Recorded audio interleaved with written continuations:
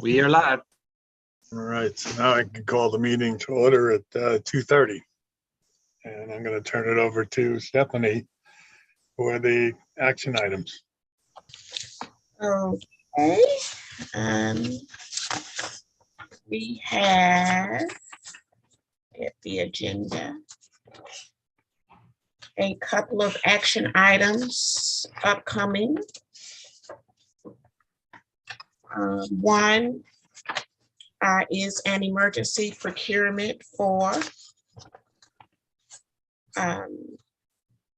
security cameras. There are 4 cameras within Cat Central and 3 are not in working order.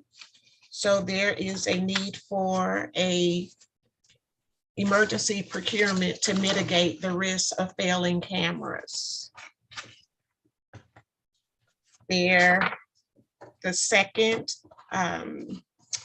we have an action item introducing a interim pay policy to the board of directors, recommending approval. Previously, CAT did not have such a policy in place, and interim pay was kind of issued with no standards or policy governing what that pay would be. Therefore, we are bringing forward a policy with a recommendation stipulating time frame for interim pay and a 15% interim pay adjustments.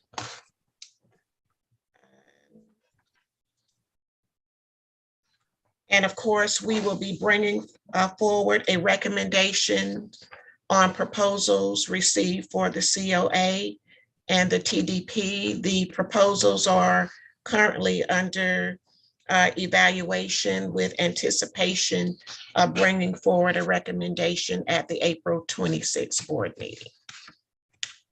Ms. Cutter, if I could ask you to also share with although the agenda item won't be coming forward at this meeting, but related to the COA and TDP contract award, that work effort is also related to and supportive of our need that we've already identified and that you all have already approved to advance a RFP for a master transit plan.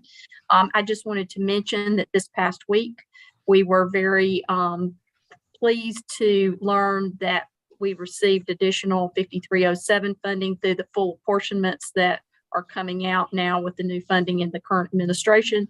And that is going to enable us, with our match funds already in place from our partners and so forth, as well as an additional allocation or a portion of the additional allocation of 5307, we will be able to start that master transit plan this summer. So we are going to be moving that forward, and it will be done in a collaborative fashion with the COA TDP work. So I just wanted to be sure and mention that to you. Exciting news. Because I had a question about the language. Because in the what you sent us, you said 5307 once executed. So what you tell us now, that has been executed. It's been the full amount has been apportioned.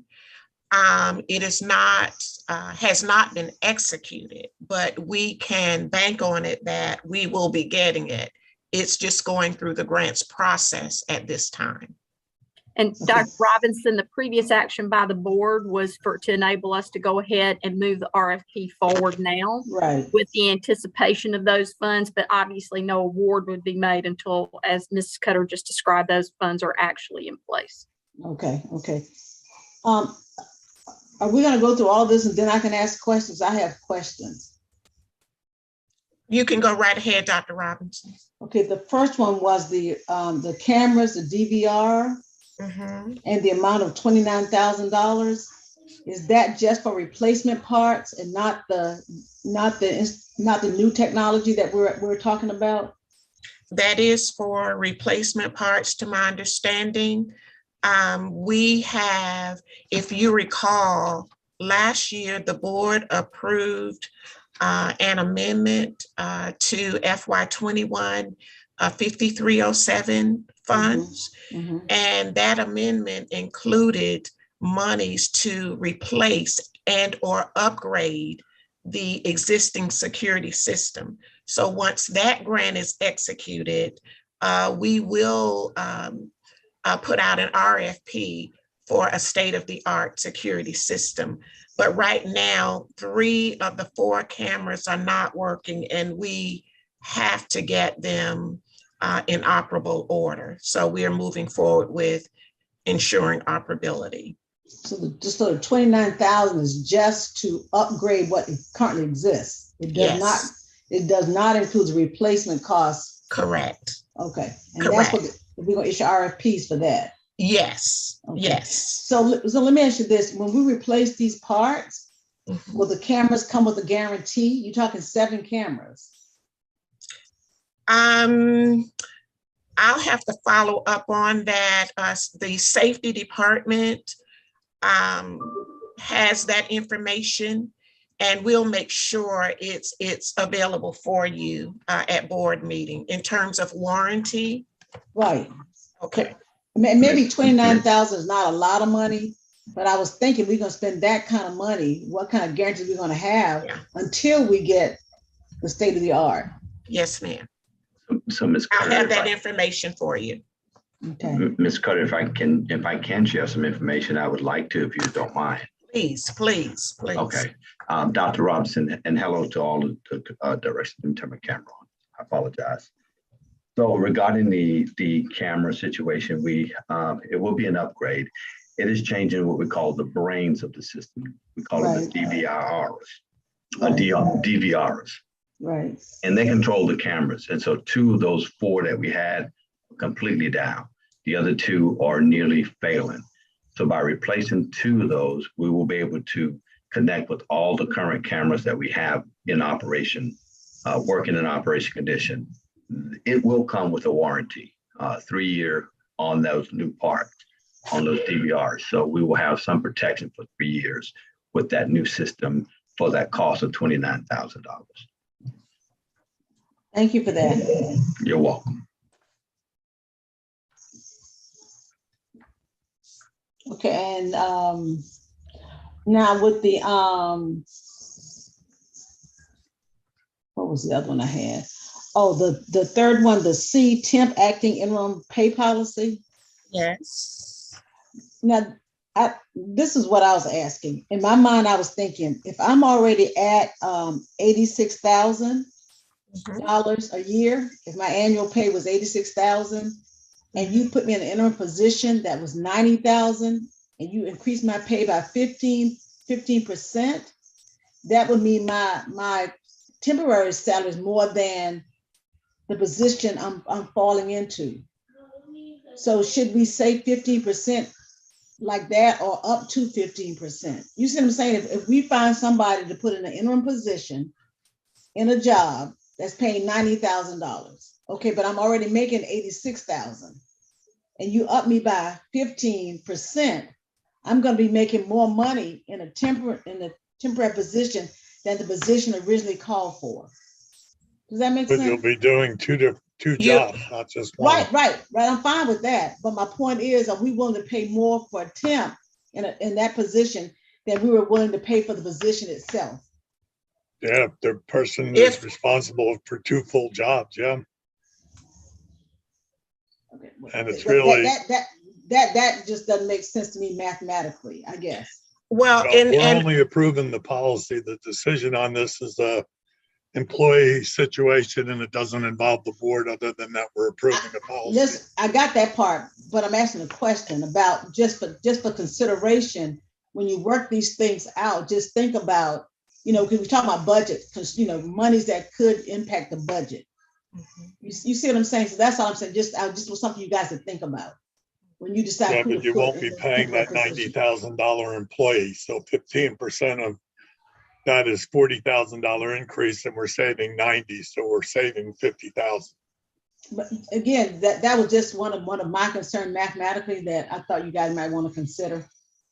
I appreciate your concern, Dr. Robinson, and we'll make sure that we think about that over the course of what we're doing. We want to always be fair to employees who are absorbing and taking on multiple responsibilities within a single person who's still trying to do their former job and another job. So we appreciate that.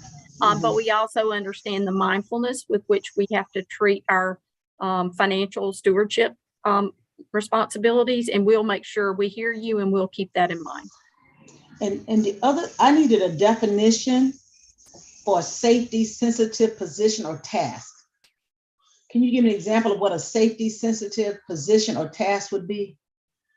When we looked at the alcohol, what was that? The alcohol, drug, this drug and alcohol policy that's down at number 9B. Yes. Mr. Dumas, do you want to comment on that? Yes, I can. So Dr. Robinson, that safety sensitive position in the transit industry are referred to people who are moving vehicles, working on vehicles that's transporting passengers. So whether you're a driver, whether you're a mechanic, whether you're a dispatcher, anything that has to do with the movement of passengers and vehicles is considered safety sensitive. So those employees are categorized as such. And our passengers as well. Well, the passengers are our concern, but they're not the safety sensitive employees. So Right. This refers to the employees themselves. Yes. Gotcha. And on A, under number 9 as well, I had a question about the shop emergency plan. Is that different from the hurricane plan, or is it part of the hurricane plan? It says shop emergency plan. I'm not looking, unfortunately, at what you're looking at, but just listening to it, it sounds like yes. The answer to that is yes. Whenever we have an evacuation or an emergency, the shop has a responsibility to secure the equipment, the buses, any type of what's the word I'm looking for? But that's kind of laid out. But I was asking, is there a separate shop emergency plan that kicks in along with the hurricane plan that we were looking at? Not that I'm aware of. All this will retire into any type of emergency situation. Outside of that, flood, rising water, hurricane, anything that requires us to have to perhaps move our property equipment suddenly because of some pending disaster. For some reason, I didn't write that page number down. That's unusual for me. But anyway. Can we go down in order, jumping around? I'm getting lost. Yeah. Oh, yeah, that's why I'm enumerating what I'm talking about. But we can.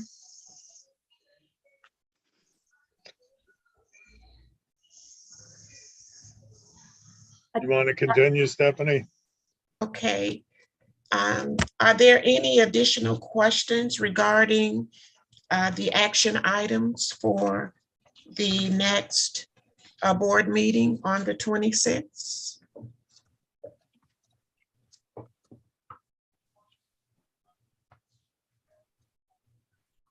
If there are no other questions, did you all receive the PowerPoint presentation? For I the think it budget, was sent, yeah. Yeah. Okay. Dion, would you please put that up on the screen so we could go through that? Thank you.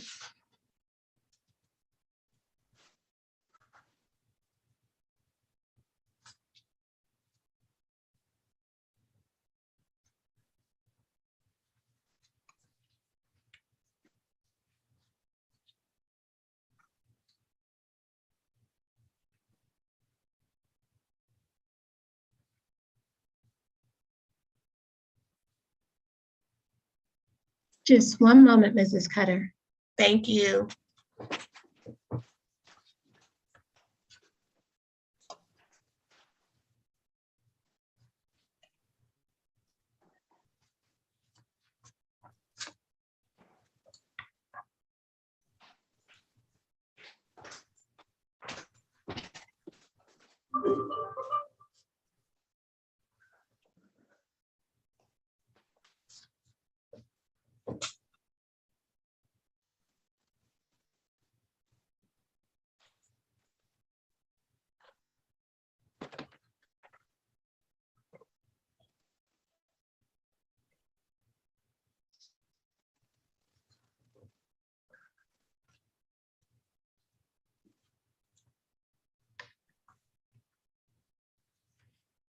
Okay, thank you.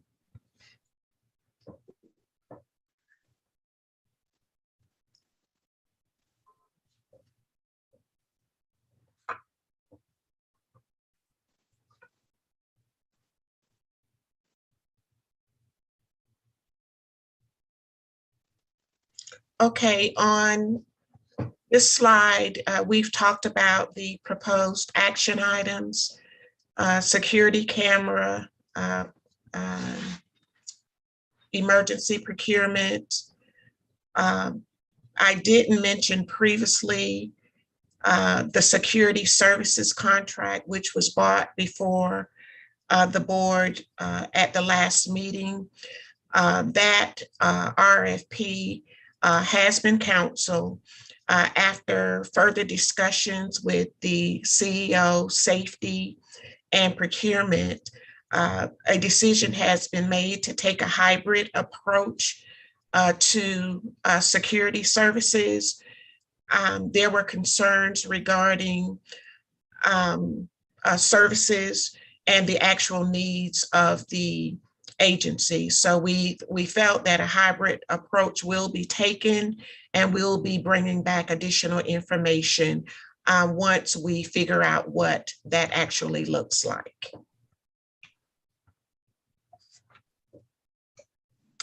As you can see, our expenses are down, our revenues are up, and in comparison, year-to-date actual, in terms of revenue, the revenue is exceeding expenses, and that's great news. When we compare expenses to budget, our expenses are down. The departments are managing expenses quite well year-to-date.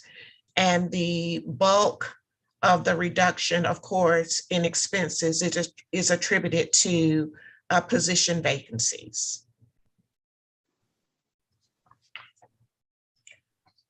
This is a snapshot of the FY22 budget. Passenger fares are still down, and of course, that's driven, of course, by a ridership. Our SSD tax is above revenue, above year-to-date projections. Other revenue, agency revenue, of course, is slightly down due to program shutdowns. We are gradually moving forward and returning those services, the dot shuttle senior circular, to regular usage. When this occurs, we'll see the agency revenue go up. On the expense side, salaries and wages, of course, are down due to position vacancies. During the month of April, we should see higher expenses primarily due to retention and recruitment bonuses that were awarded in April. The CRC billing for the month of February totaled $9,549. That's still relatively low, but it's based upon availability of their services. They are facing the same issues we are, driver vacancies. Under other, the great news, Mr. Massimo mentioned it early, we received the full 5307 apportionment of $4.9 million. That was 1.1 million more than what we budgeted. A portion of that increase will be used to fund the transit master plan. This is what our month-end cash balance looks like. For the end of March, our balance was $6,837,000. $837,452.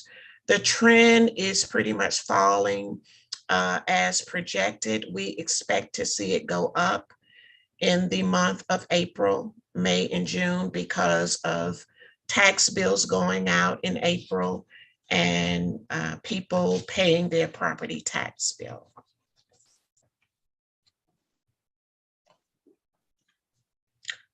Budget prep, we are on target.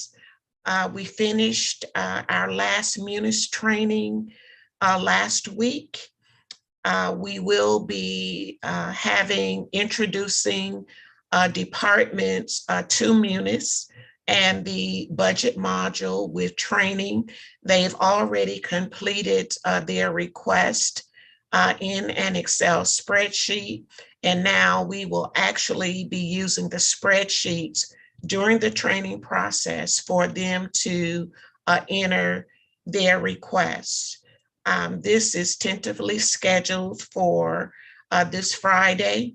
Once the requests are entered in the system, we will do the first roll to see what that looks like with all the revenues in, all of the expenditure requests in, and we will update the board on what that gap looks like.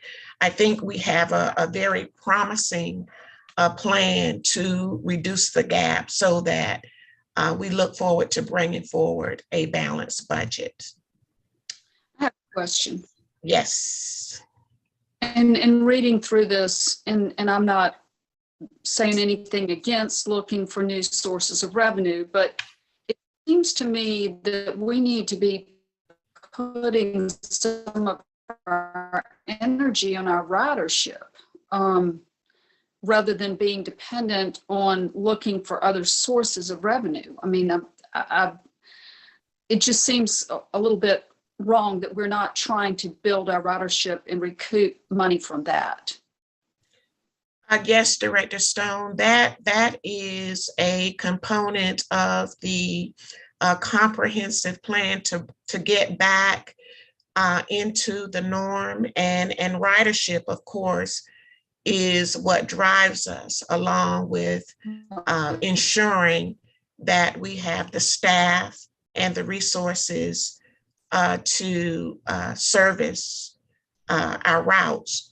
You're exactly on point, but until we get there, with all of the new initiatives that are before us, we're going to have to look at other sources as well, because even with increased fare passenger revenue, it's not going to cover the total cost of new initiatives. And one thing I would mention, Director Stone, is that it doesn't, Farebox Recovery just participated in a discussion with my colleagues across the country, and Farebox Recovery and the status of that in different locations was a big topic. Farebox Recovery is never going to be, I think, the kind of source that would, as Ms. Cutter just described, that would cover everything. But I do think that aside and apart from just the quote Farebox Recovery piece of it, the notion that we need to grow ridership and have a well-supported system that serves everyone and connects. And I think that's where we get back to what we hope to bring with the master transit plan. Is this is our opportunity to come back and say it's really important that CAT be a comprehensive system. It's really important that we all think about the various ways that we can serve all of our jurisdiction in our area in ways that we don't have the opportunity to or haven't had in the past now. I think there's lots of different parts to that, including things that are right here in the city of Savannah in our backyard, as well as some of those jurisdictions that are growing around us that we know these conversations about transit bubble from time to time, whether that's Garden City or Pooler or wherever. But so just know that we are going to be aggressively working all of those things. And I think, we're certainly going to be thinking about that over the course of this year, but I think next year will be a more accurate picture and a better time to have a much more robust discussion about really how does fare box recovery and how does fare box revenue really play into this? How do we want it to play into this? How should it play into this? And how does system expansion and growth in our system and partnerships and these other outside revenue sources, those are the ways that many other systems across the country are outpacing us in terms of success right now. It is in terms of being really aggressive at developing a lot of those outside partnerships. And I think we're going to be doing that now. And I think the master transit plan, again, it's not only our opportunity to say who are we and what do we want to be, but it's our opportunity to be able to present a business case to all of those out there that could be investors and help us really make the system be very healthy. I understand. I'm just concerned that some of this federal money in the near future could start to get smaller with more people wanting a piece of the pie. And I just want to see if we're doing everything we can to sustain ourselves as much as possible without being dependent on pockets of money that may or may not be there in the future. I think, and that is absolutely a very thoughtful and important thing for us to consider. I always want to remind everyone, especially the kind of experience I've had, and as long as I've been in the business, that one of the things that we oftentimes don't think as much about is the amount of equal to us, and in fact beyond what is currently sort of transit's support. Those federal funds that you talk about being concerned about, what is really the reliability of that over a longer term or perhaps even in the near future.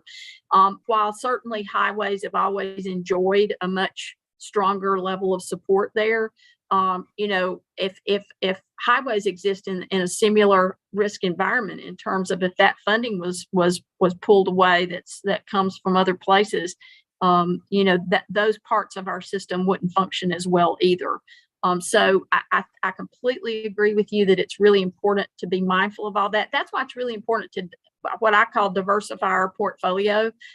We need to have lots of other kinds of ways that we put together our whole so that we can ensure that we can continue to move successfully forward if a piece falls out or if a piece is not at the level of support that we anticipated and so forth. Right. Thank you. Sure thing. I was watching the news this morning on that shooting in Brooklyn, and they were saying the New York subway is down 60% on ridership. We're down around 40%. I don't see that rebounding in a very near future. I think our numbers are going to level out around 12 passengers per hour. We expected 18. We were running around 14. Now we're down to 9.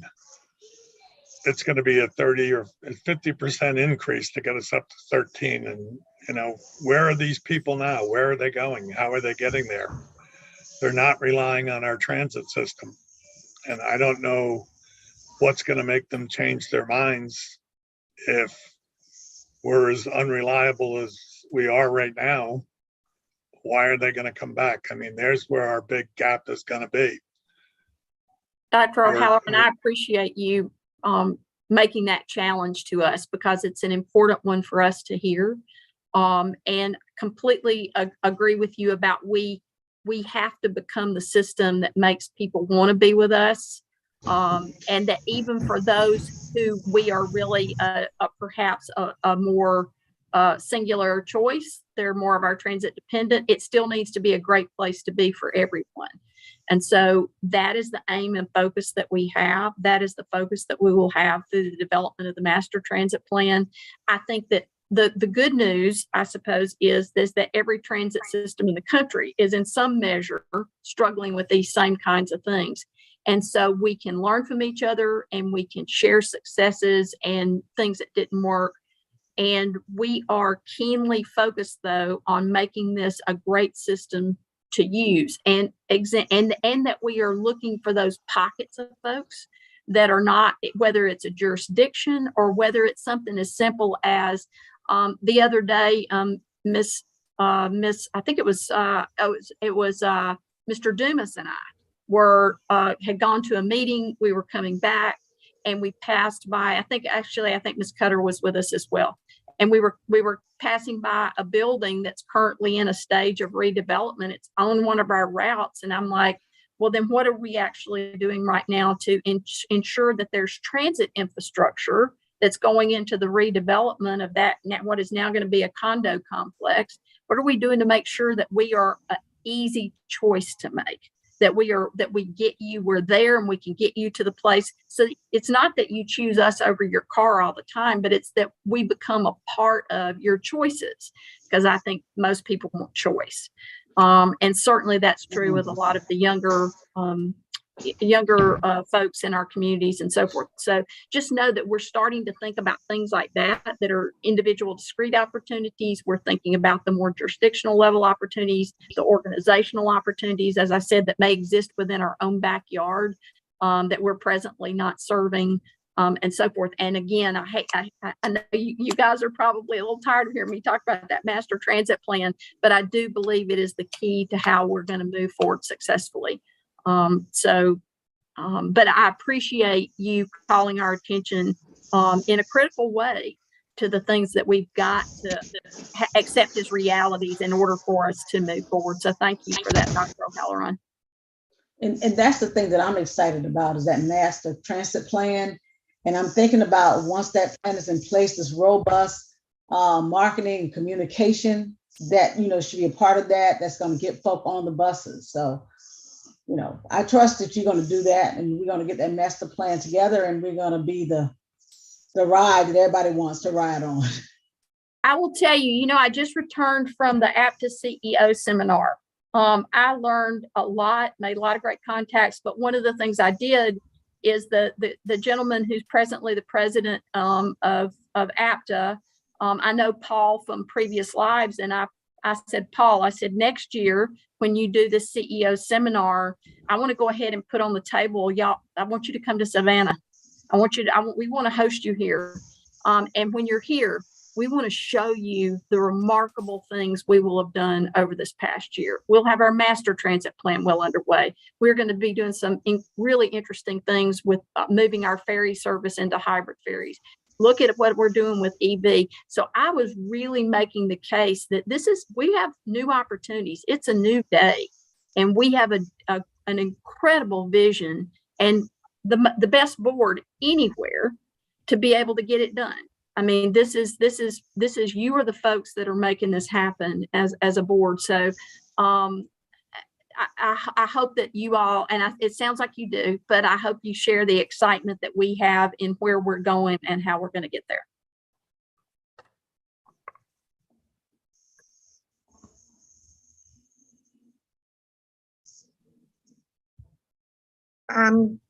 Before I close the presentation, I also wanted to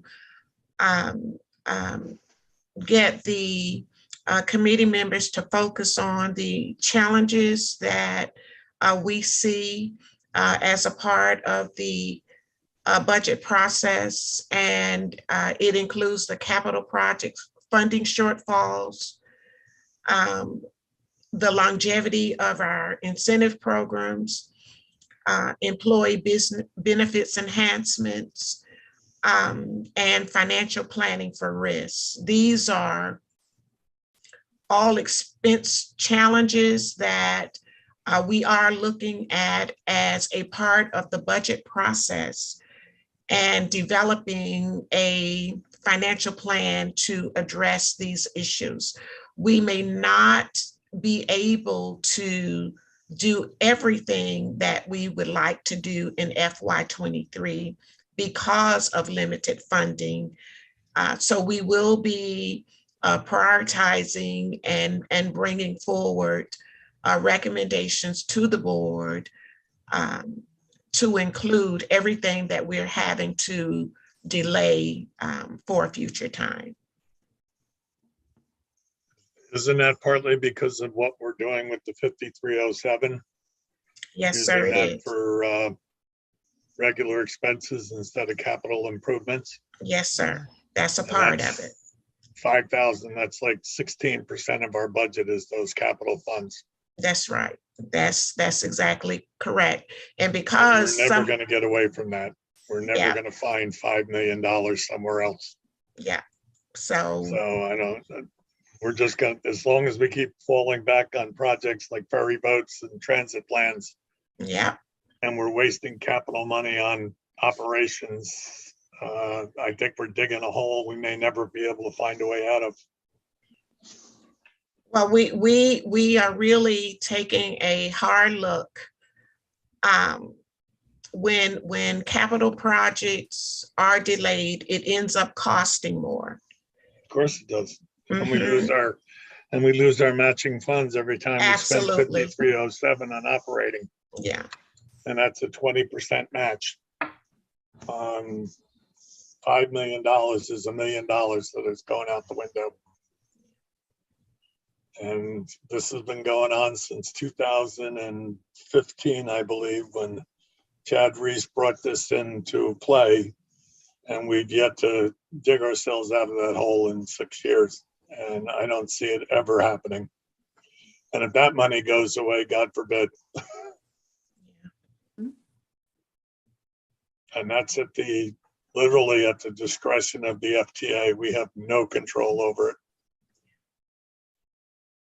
you're right. But we definitely have to keep it in front of us, and work towards resolution as best we can. So Okay, yeah, we are going to have to find outside revenue sources, Yes, sir, I agree. Mhm. because I don't want to, the fares account for what, 5% of our budget on Yes. revenues? Yeah, that's not Yes. going to make up the difference. That's exactly. And all of this is going to be a part of the transit master plan. When we look at where we're going in the future, what financing tools are available, what grant opportunities are available, it's really going to be a holistic look at transit. So. I think in the meantime, though, and Ms. Cutter may have mentioned this already, I apologize if I'm repeating something, but we are in advance of the master transit plan. We are going through a similar exercise as a part of our budget prep to an approach that I used in Nashville, in Atlanta, and in Cobb with regard to a much more strategic assessment of funding strategies.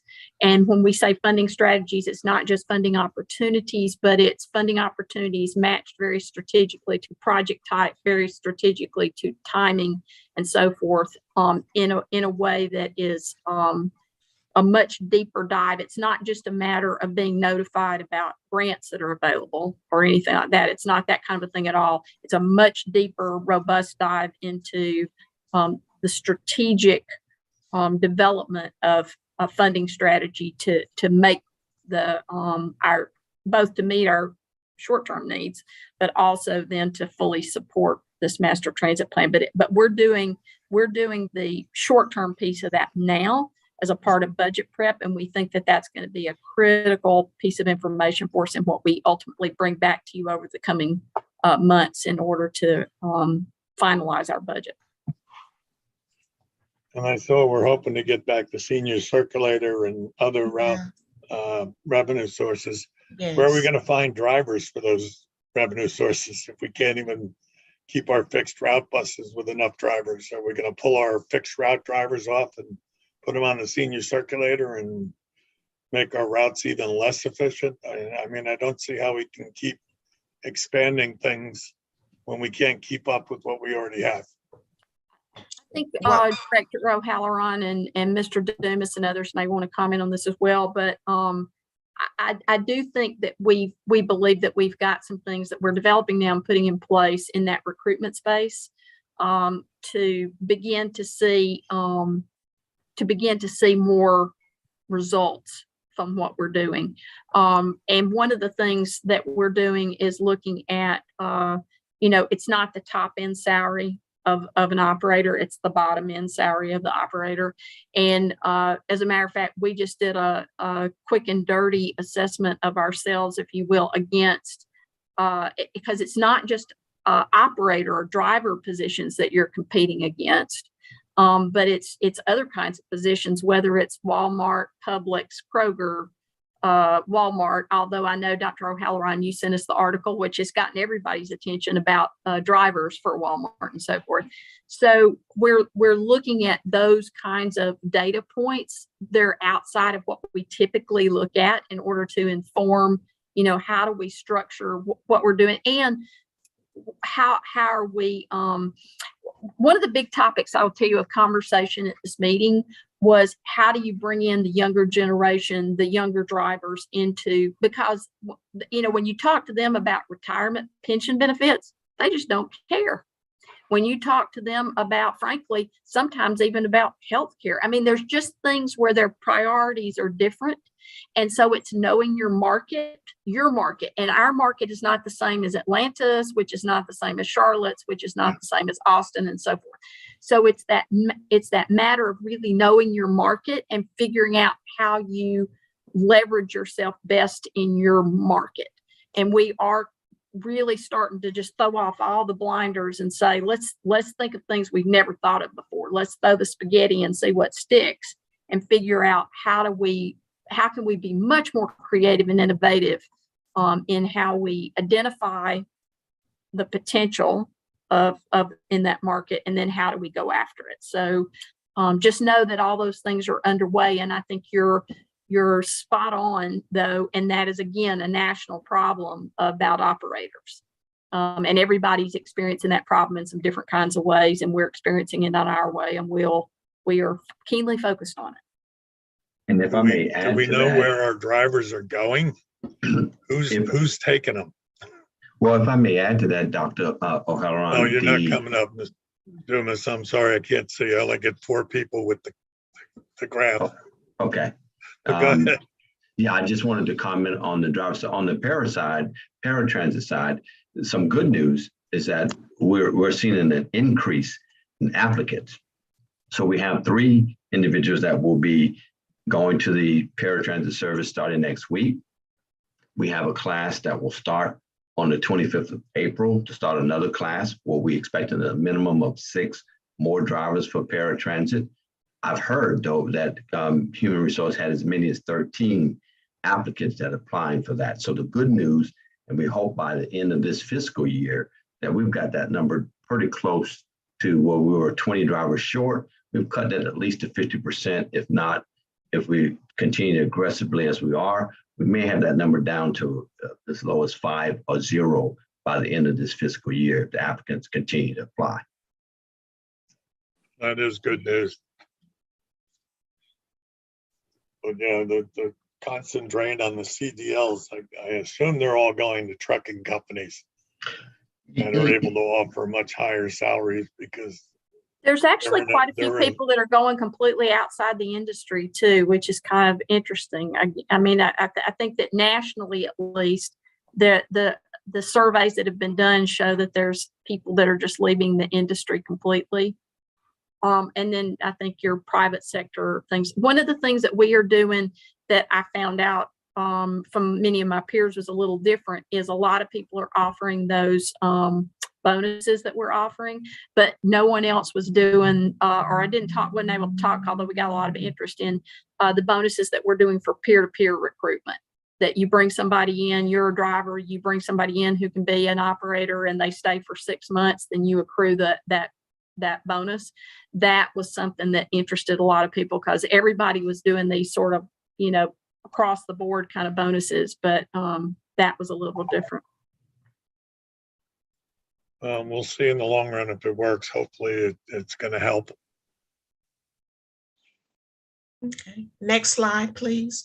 And the last slide, just a update on the FTA reviews process. The last comment that we're working on in response has to do with the 35-foot electric bus drawdown. the grant application that supported this procurement was not only for the bus, but also for supporting equipment. So now it's just a matter of going through the equipment attached to the electric buses and submitting supporting documentation. The drawdown that CAT submitted was solely tied to the electric bus itself. And doing it that way, it gives an appearance that too much was drawn down. So we are going through and pulling all of the supporting documentation, and it may end up that we may have to seek an amendment authorizing this additional approval of this additional documentation in support of the 500,000 drawdown per bus. After that, we should be done. Okay. Any questions about that? Yeah, I was kind of running it through my mind. I thought the charging station generator system was one separate FTA grant and the buses themselves were separate. And Well, apparently it was some of both for. that's correct.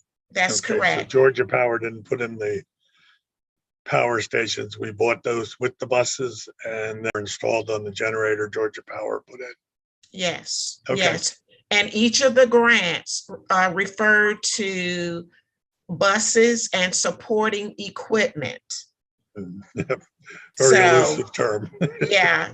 And really the reviewers are also struggling with that because the grant in question really was a super grant, and super grants are sometimes kind of difficult and broad, and it's according to interpretation. So we are working to gather additional documentation as it relates to the support equipment. And hopefully that satisfies the reviewers and it will close out the review process. Yeah, well, we know that happened because the FTA closed down for 8 months. And instead of having 5 different grants, they gave us one super grant in Yes. December of, I guess it was December of 20 when the super grant got approved. Yes, I believe it was We went 8 2020. months without any contact at all because they were closed. Right. So it's getting near the end, and I think that's a good thing. To that point, they really didn't find anything. And matter of fact, they complimented CAT to say, thus far, CAT ranked among the highest in terms of compliance. So that was good news. And then this issue came up. So we'll see how it comes up. The last month, you all were made aware or given an update on the CAT Central Building Reconfiguration project. We are currently working on redefining that scope to release a new RFP for those services. And we are moving forward with the board administrator's office, that piece of the reconfiguration. Compliance monitoring for the month of April, we are looking at how well we're doing with DBE outreach and participation. And those results will be shared with the board once completed. We talked about financial planning as it relates to the budget. The focus is still on grant opportunities, new revenue sources, of course, compliance with debt policy and service efficiency and performance measurement. Mr. Massimo touched on it earlier. Once we define and have the master plan completed, the budget will be tied to performance measurement and what is outlined within in the plan. That's the long-term goal. The short-term goal is to, of course, efficiently manage the resources that we currently have and continue towards maximizing service efficiency. And that's all I have. Are there any additional questions? Just, have we heard anything on the federal mask mandate? Is it still expiring on Monday? I think I the have not. expectation is that it will, but we have not heard officially yet. We're going to be going optional masking. How are we going to handle it? I know we had masks required on the buses. Are we going to put them as optional now? I think we need to bring a recommendation forward to the board on that, Dr. O'Halloran. So we'll take a few moments on that and get back with you on what our recommendation will be on that. Yeah, you may, because that could create problems starting on Monday when people are getting on without masks and people are wearing. It's Well, gonna, just so our drivers are aware that the mandate ended and they can tell the passengers that, and they have the option to get on or not without yes. them. Our safety coordinator just poked his head in the door and told me that he's heard that the mandate is going to be extended. Yeah, because nationwide, they're seeing an uptick. I think a place like Philadelphia is reinstating the mask mandate. So we need to watch the national trends because things, China's like totally shut down again in places. Yep. And it's amazing what's happening now. I mean, it's a big difference into what we thought was going to be happening. So I think we'll wait. We'll have to wait and hear. Last week, my understanding was that FTA was likely to remove it, but apparently, I guess based upon some of these late breaking things that are occurring around the country, they may be considering extending it. And of course, we're going to do whatever is compliant. And then I think, once we do reach a point where there's been some federal action on it, there still should always be the opportunity for masks to be optional. So, because everyone Right. needs to be able to exercise their own individual desires around protecting themselves, right? So I'm just hoping that won't affect our passenger quantities. If it goes back, there's no social distancing anymore from what I remember, so we can fill up a whole bus as long as they're all wearing a mask. Not that we're filling up any buses at this point, but Mr. Dumas, we're still at full seating capacity, but we're not permitting the sort of standing room kind of stuff, correct? We're still is where we are. correct. Yeah. That is correct. and it's going to be with us for a while. I don't think we're going to get out of this for long, and we're still going to have to sanitize and do all the other things for an indefinite period of time.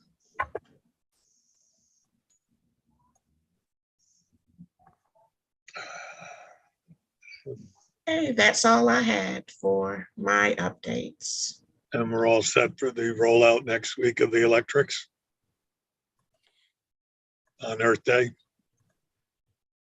We are, and 2 weeks. I'm sorry. we are, and one of the things, I don't know if you saw your email earlier this morning, but we were very proud with the partnership with the ATL and two of their senior managers and staff folk with expertise and a deep bench of experience in electric vehicles came down on Sunday night and then spent Monday and this morning with us looking at our system and so forth. And we came away from that with a very good peer review of what we've done and how we've done it. And they also had some really good insights for us about things to think ahead to and some things that we might not have yet fully thought about, but nonetheless, very complimentary of the work that's already been done here, everything to be proud of and even more opportunities. And then we also got to have a really helpful sidebar conversation with them around transit safety.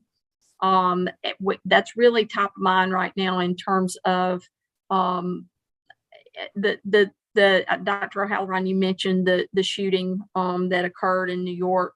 And there's been recent examples of that, even in Greyhound and so forth. And so we're thinking ahead to how we currently handle that kind of vehicle security, that kind of bus security, and what are some things that we can and should be doing to be more aggressive in that space. And we had a great conversation with them where we got some more ideas this morning of some things that we can be doing that are pretty low cost and very effective. So excited about that, but we were really glad to have them come down with their experience and take a good look at our system. And you know, they were and we actually got to talk about hydrogen with them too. So a little bit. So all exciting opportunities that are in front of us, but we're ready for Earth Day.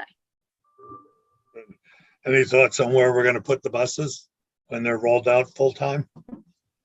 Have we gotten the route ideas yet? Mr. Dumas, do you have the routes for the buses when they go into permanent service? The initial phase will be on Route 28 and Route 14. That's the Waters Road route and the Abercorn route. Yes, sir. Yeah, they're probably number wise the highest too, of that and what, the 3A? Yes, sir. They have the highest ridership. Let's hope they look and run as well as we expect. They do look good. I have to admit that when I first saw the electrics actually it was in Nashville, I rode on one of the Proterra ones, and it really is smooth and quiet. But one of the things that Mr. Howell, the transit program manager at the ATL, pointed out to us this morning was, you know, you need to expect glitches. There will be glitches. But he said, especially with the fact that we already have, you know, we have a mature system that as long as you're ready with one of your other buses to roll right in there and keep things moving, and you've got that coordination in place, then you're in good shape. But with any of these newer technologies and initiatives and so forth, we can always expect a glitch or two, but we certainly have been road testing it very expansively to avoid that. I know, it's like giving up your landline and pulling that last cord. All right, I'm ready to go further and go to hands-free and everything else. Well, from what I've been seeing on them and from riding in one, it really is a superior ride. And the fact that we have Wi-Fi and connections in all of these buses, for phone chargers and stuff, I think are going to help us with people who are, you know, thinking about taking transit in the future. Well, everyone on St. Patrick's Day certainly thought the electric bus was cool. I don't know if it was all that music we were playing on it. That never hurts. Or if it was the bus itself. I'm hopeful it was both. So yeah, I thought they looked fantastic. So I think we have got a lot of looking forward to in replacement over the next 5 years. All right. That's about all I can think of. I did read through your Director's Digest. I'm not so sure May 26th is going to be with this new pending surge on having face-to-face, but we'll have to keep that in mind. Very good. Did we miss anything? No, we didn't miss anything. I think that's I'm marking it off so I didn't forget something. Oh, the amended board travel training policy, is that just for approval? It is, and it's a very minor amendment, Dr. O'Halloran. It was just the chairman had asked for there to be an insert in terms of where it previously had said something about the CEO would do something. It says the CEO and the board chair. So that's really and then there was a little bit of wording clarification that we made in a couple of places just for clarity, but no change in intent or meaning or any of that kind of thing. So that's really it. It's I would call it more of a bit of a housekeeping, but with the insert of the board chair in their edit. So we'll be bringing that forward for your approval. And Faye, I want to ask you a question about that. Will we get a list of the opportunities? Because you were saying that if a board member want to go somewhere, they've got to, go through you in the chair, which I think is good. But I was wondering, will we get a list of when these things are happening, where it's going to be happening? So we'd have a laundry list to pick from. You will, and It's on the APTA website too, right? That's true. And we're working through right now between Ms. Cutter and Ms. Dumas and I, in terms of both board administration, but the budget piece. Remember, that was the critical piece of this, is that we're looking at establishing a budget for it. And then we'll look at the opportunities that exist. And then of course, there's a few things here that are already in play, right? Including the commitment, the racial equity commitment that the board made as a board, and that Dr. Robinson, you're helping to be our, facilitate our engagement in that. But for the broader conversation around the board's involvement in APTA opportunities, we are very supportive of that and want that to happen. We just want to do it in a thoughtful way that offers opportunity for all and is within the constraints of our resources. And so give us a little bit more time for Ms. Cutter, Ms. Dumas, and I to continue to work through the board side and the resourcing side of this, and we will have something back to you that will enable that kind of decision making that you need. Is that right, Ms. Cutter? And I think I recommended That's correct. we remove all of it last year because we were under such a budget restraint. That was one of the things I had Jeray take out of the budget last year. So hopefully we can reinstate at least part of it. Maybe not all of it, but some would be an improvement. Very good. Well, thank you all so very much today. We appreciate it. Thank All right, you. thanks everybody. Thank I'm going you. to adjourn the meeting. Thank you.